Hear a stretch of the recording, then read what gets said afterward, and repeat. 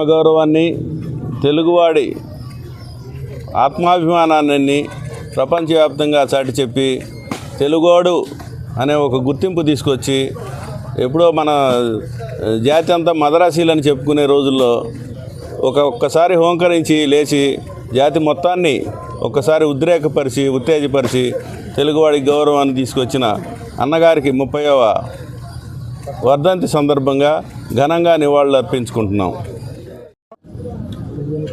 ఎక్కడ ప్రపంచం మొత్తం మీద తెలుగోడు ఉన్న కాడ ఎన్టీఆర్ అంటే ఒక స్ఫూర్తి, ఒక ఉత్సాహం. తెలుగోడి వాడి దెబ్బ ప్రపంచాన్ని తెలియపరిచిన వాడు తెలుగోడిగా మన నందమూరి ఎన్టీఆర్ గారి తారక రామారావు గారి సందర్భంగా తెలియపరుస్తూ ఆయన 30వ వర్ధంతి జరుపుకున్నందుకు జోహార్ ఎన్టీఆర్, జోహార్ ఎన్టీఆర్.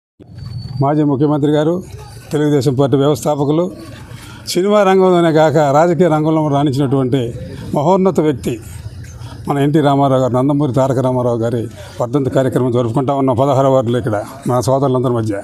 మరి అందరికీ తెలుసు, ఒక సంవత్సరంలోనే పార్టీ పెట్టి దాదాపు 250 సీట్లు సంపాదించినటువంటి మహానాయకుడు, మహానటుడు, మహానాయకుడు. మరి అటువంటి నాయకుడిని ఈరోజు గర్వంగా మనం చెప్పుకొని ఈ కార్యక్రమం జరుపుకుంటూ ఉన్నాం. ఎందుకంటే ఇప్పటికి కూడా తెలుగువారి గుండెల్లో శాశ్వతంగా ఉండిపోతాడు ఎన్టీ రామారావు గారు.